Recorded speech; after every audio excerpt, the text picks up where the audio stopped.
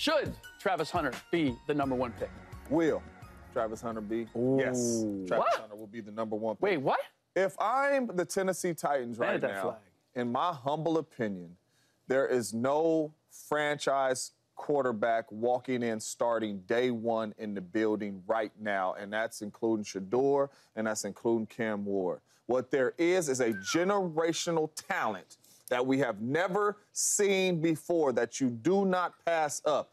You plug Travis Hunter into your team, and you got 2 picks for 1. You got a corner. You took my line, and dog. you got a wide. Now you can't use it.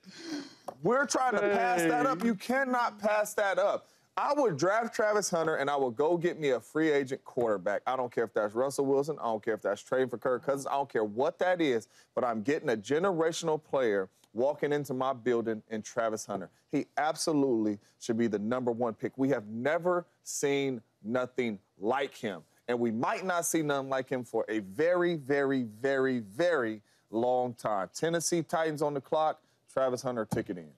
Wow. Go ahead, Shady. That was a good take, though, James. Nah, he's right. I think he should be the #1 pick overall.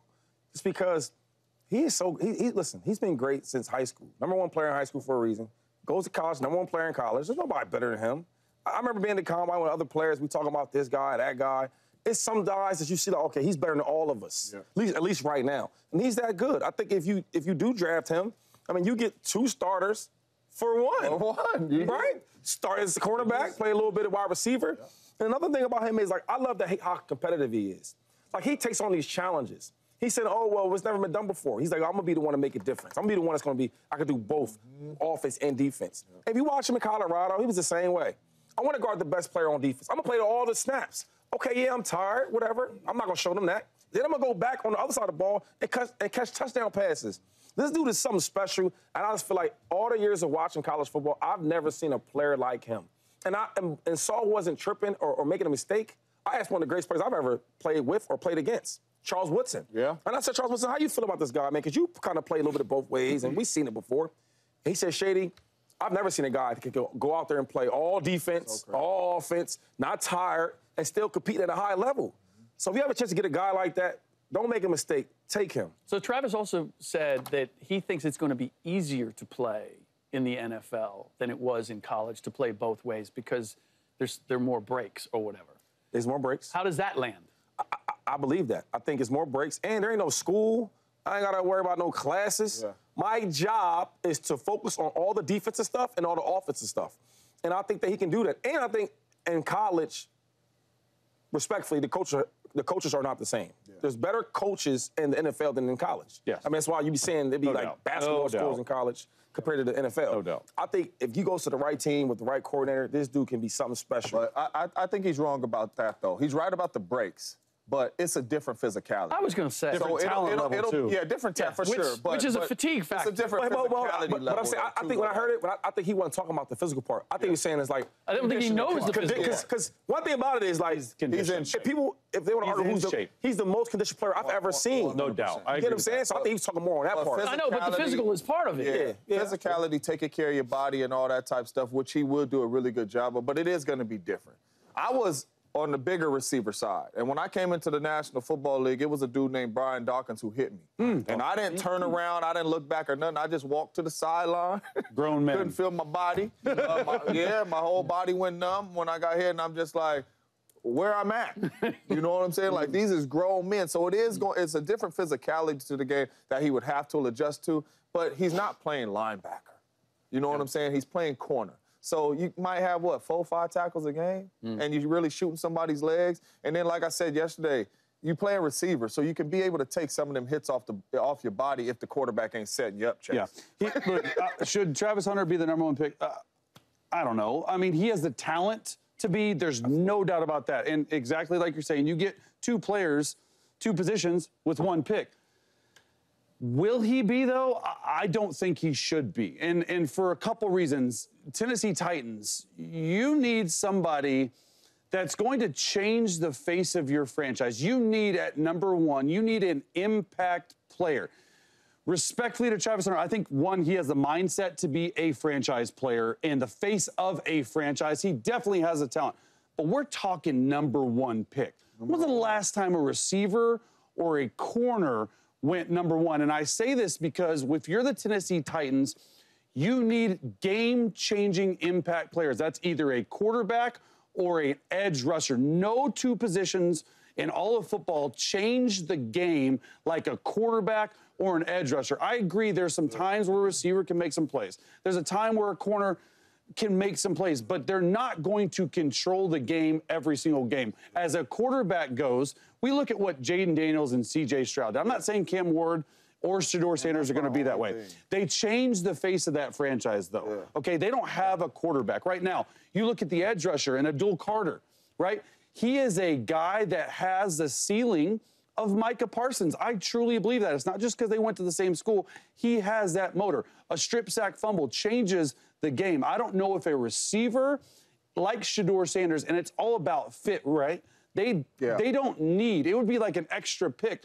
They need a quarterback. They need a game-changing edge rusher. So that's why I don't think he should be. So the Tennessee Titans already had a really good defense, right? Yeah, they just couldn't I agree. Score points. Couldn't score. You got Snead over there. Now you pair him with Travis Hunter, right? So you upgraded on the defensive side of the ball. You bring in a free agent at the quarterback spot, and you have Travis Hunter at the receiver spot, and you have really good pieces on the offense already at the pass catchers. I think Travis Hunter makes a lot of sense. But it's kind of like paying quarterbacks, in my humble opinion. We just jumped at them because they're the quarterbacks, right? The Raiders just jumped at Jamarcus Russell, and Calvin Johnson was the #2 pick.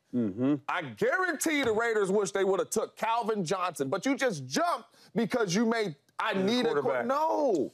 These two quarterbacks are good, but we don't know, with all due respect, what they are going to be. When you turn in that ticket for Travis Hunter, you know what he's going to be. And Shedeur and Cam could turn out to be C.J. Stroud and Jaden Daniels. They could.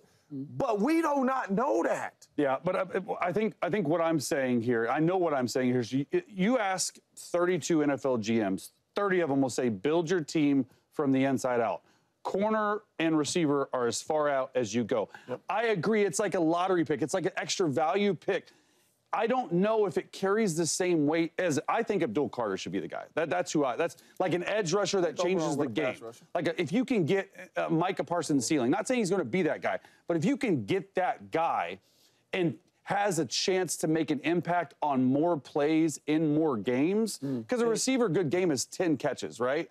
A corner's good game is 1 interception, right? So I think there's more chance and a better chance to make an impact play from the inside. So do GMs also say, hey, man, take the best available on the board? Do they say at 1, it's way different. I'm asking you a question. Yes, but at 1, it's way different. All I'm saying is, like, unless you got a quarterback in this draft that is, like, elite, because even getting, like, a really good quarterback to change your franchise, does he really change your franchise? Like, I can safely say I think Jaden Daniels is going to change that franchise for the Commanders. I mean, the first year he took him to the okay, with this crop of quarterbacks, no. Okay, hold on. So then y'all look at, like, even C.J. Stroud. I think C.J. Stroud is really, really good.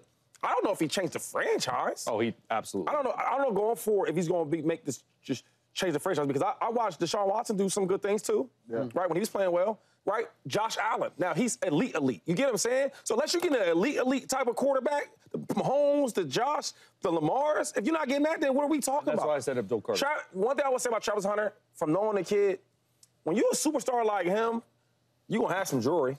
You're going to hang out a little bit. You're going to do this. When you watch him, he is a football player. No doubt. Yo, I walk around in Uggs all day with shorts on and sweatpants. I practice hard. I go to rehab, get myself together. I go to the game. When I leave the game, I go with my lady, I go home. I play games, and I'm back to football.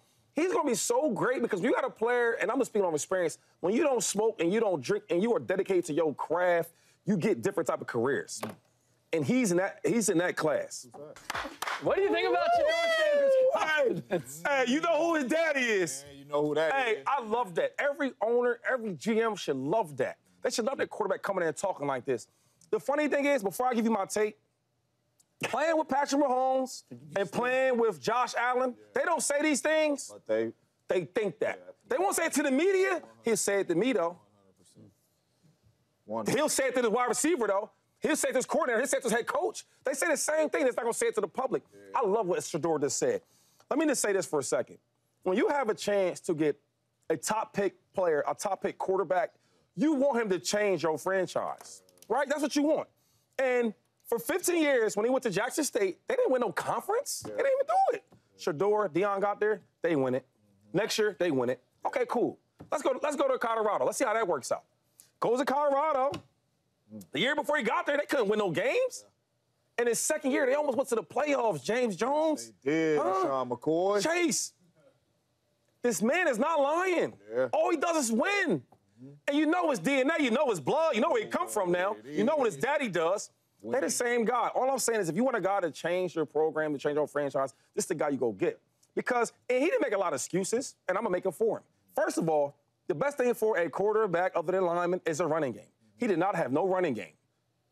Lineman. I mean, we won't say how much he got sacked. There's guys in his face all the time. And then another thing is, when you have to take over a franchise or take over a team, right, like Colorado, I mean, they didn't get the best players right away. Yeah. When Coach Prime came here, he was trying to figure out what guys were going to keep, what guys was leaving, right? And then imagine having all that and not knowing who's going to be your left tackle or your right tackle or your center. You don't know that. You get this guy with a real good coach like New York Giants. Brian Daboll played with him. I seen the things he did with Josh Allen. He could do the same thing for Shedeur. And I think Shedeur might have an edge on Josh in the beginning as far as a processor. When Josh came in, he had to kind of learn how to really process and all that. He came from Wyoming. I don't know how much. I always say, I don't know how much you learned in Wyoming. But you coming from a guy that's been coached up with Coach Prime, been coached up with Tom Brady, right? Think about these things, though. And when you talk about having that pocket presence, he has that. Give him some wide receivers, a good coach. Giants, I need somebody. Raiders, oh, my God. Yeah. You guys need somebody. Jaguars. Yeah. I know you guys got an expensive, bad quarterback over there. Find a way to get rid of him because you need a good quarterback. And the last one, the Jets. Dad wouldn't like that. All I'm saying is the Jets, big market, New York City. That would be nice. Quarterback, Shedeur Sanders, make it happen. Yeah. But he's the guy for your franchise. You want me to go quarterback? Still deciding. Yeah, okay. I absolutely love it. And Shady is exactly right. Just because these quarterbacks don't say it, don't mean they ain't thinking it or don't mean it. And don't let the chains and the backwards hat fool you just because it's swag and it's confidence. Get you some. I remember before the Super Bowl, Aaron was in the huddle before the game, and he say, y'all ain't got nothing to worry about. I'm the big dog. Follow me. Ooh, Aaron, that's what he said. I like Aaron. I like him now. That's what he said in the huddle before we ready break to go run out on the field. He said, I'm the big dog. Y'all don't worry. Follow me. You got to have that swag and confidence at the quarterback spot, especially when you're about to get picked high to go change a franchise. And what lies is he telling? We went to Jackson State, they was not good, and we won. We went to Colorado, and they was awful, and we won. And the only thing that changed was the players and the quarterback and the coach, and we changed around the organization. So why can't I come into the National Football League with the type of player I think I am and change around an organization, whatever y'all may think, but you can't go against the facts. And what I did and what I just said at that podium is straight facts. Aaron really said that? I'm an Aaron Rodgers fan again. You need more time? He said, I'm the big dog. I'm the big dog. King Kong ain't got nothing on Shedeur. I'm a little mixed on it. You should know that history repeats itself. That's right, because he changed our organizations. I agree with that. I know. I'm trying to think of the best way to say this without being disrespectful because I like the confidence. I don't think the player matches the confidence. What do you mean?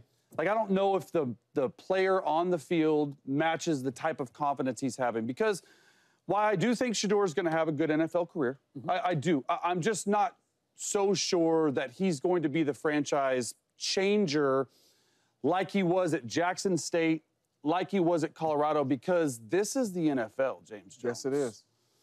And I like Shedeur as a player a lot. I think he's got a bright future in the NFL. Shady said something really, really good, and I want to reiterate what he said. He said, saying something versus thinking something in your head, two different things in my opinion. The saying it, I don't know. Like, it's one of those things where you're thinking it like Josh Allen was or like Patrick Mahomes was because you play with both of them. Thinking it inside versus almost having this false confidence. Not saying Shedeur does. Yeah. And look, it's not going to be for everyone. Not all these GMs and not all these head coaches are going to like him saying this. I like confidence in a quarterback. I like almost borderline cocky in a quarterback. To be completely honest, at this level in the NFL, you have to believe in yourself if you want your teammates to believe in you. And I believe Shedeur Sanders believes in himself. I'm mixed on the message it's sending, because if I'm up there, and look, I actually love that he's not changing who he is. No doubt. This is who you're getting. Yeah. You are getting a confident, swagger-filled quarterback. I'm on the edge of, like, let my play do the talking. But why? You know, why and it's not like I hate it. No. You know what I mean? We're not saying you're saying that, but why hasn't this play spoken that, though? Because, like, no, hold on. He's had bad offensive line play, for sure. Because when we talk to C.J. Stroud, you got phenomenal offensive line and run game and playmakers around you. Do we got to go down the list, the Garrett Wilsons, the Chris Olave, and I could keep on going. Yeah, ballers. You understand what I'm saying? Ballers. And this is a lot of quarterbacks that is in very good situations. You go to Jackson State to where your offensive line is not good, not a lot of playmakers around you, and you turn that around. Yeah. Then you go to Colorado, all the players left. Come on, man. And you came in here with a couple of your Jackson State teammates, and you changed around an organization and a program that you were one game away from beating Kansas to being in the playoffs. Big 12 champions. So I believe what he has done in college football is way more impressive than C.J. Stroud and those boys with what he had. So how doesn't the play back up what the young fella's saying? When I say the play, I'm purely basing off me watching the film and watching a lot of games and seeing in the NFL or in the NCAA what you do and what coaches and scouts do. They project what you can be, right? Like Cam Ward, they're going to project what he can be. They're not drafting him off what he is. You're projecting what Shedeur can be. Shedeur has some ceiling left to hit, I think, but I don't know how high that ceiling is purely as an NFL quarterback. So nothing to do about his college tape, because I think it's good. I think he's actually great. That's what you got to go off of. I get it, but that's not what GMs are going off. GMs are going off the play, and then how can we make him better? Can we make him better with better coaching? Can we make him better with better players? That's all I'm saying. So you're saying when they went to Duke and they seen Daniel Jones, they said, come on, man. Oh, I was not in on Daniel Jones. It's even more than that, because it's crazy because you say that, right? But when you go to these Ohio States and all that, and I can't think of a bad quarterback that ever played for Ohio State. True. But I can tell you a lot of quarterbacks at Ohio State that was great, that was the NFL, that was great. Garbage. Not great. But do you know, hold up, do you know why? Not great. It's because they have the best of everything. I have the #1 tackle, the #1 guard, the #1 wide receiver. So I'm going to look special. It's harder to So when you make statements like that, it's hard for me because it's like when them guys don't pan out in the NFL, we don't ever speak on it. Yeah. Because you really wasn't that good. You play all these great players. But when a kid that goes to a bad program and does really well, we don't give him extra credit. But you guys brought up all of the points that make mine, which is I like that he said it. Loved it. And I like the way he said it, because he was leaning forward. Like, engaged. Let me tell you what's up, right? Selling himself. But I had the same feeling with Travis Hunter saying, I actually think it's going to be easier for me to play both ways in the NFL. It's not recognizing the difference between lifting a Jackson State and a Colorado versus going to an NFL team and lifting the type of team that you're probably going to as a really high pick. Like, I don't think it's recognizing just how hard it is for one player to change the culture of an NFL team. You need other things happening to make that happen. I'm saying he's the biggest piece. But you know what? Like this. Well, then why is he not your #1 pick? This is another thing I dislike too, though, right? Because I think sometimes when people say something a certain way, it may rub you the wrong way. Like, for example, Peyton Manning says the same thing. Yo, you pass me, I'm gonna make y'all pay. Right. And if I was on the show here, I would say. But you get what I'm saying? But it's that the way Shedeur might have said it. It's like it's not the way he said it. It's not to say it's not. It's not about how he said it. Listen, I actually like it. All I'm saying is we talking about confidence, though, fellas. Need that confidence. Like, sure. if when I was playing and a DB 100%. walked up in front of me, You got to have it. I'm not thinking like he can guard me. Bro, can't guard me. That like and we get mad because he's saying it out loud. I ain't mad. I am not mad that he said it out loud. Real quick, when the young kids in college, right, and they ask me to come to the NFL, hey, Shady, give me some advice. You know what I tell them? I say, yo, the same arrogance, the same confidence you had in college. You thought you was the man. When you come to this league, bring that. Yeah. Don't come here like, oh, man, these guys, I'm trying to fit in. Nah, bring that same attitude because you're the same player. What up, YouTube family? Welcome to the facility. Thanks for watching, and you better be sure to hit that subscribe button if you want to get more highlights from the show and all of our exclusive content.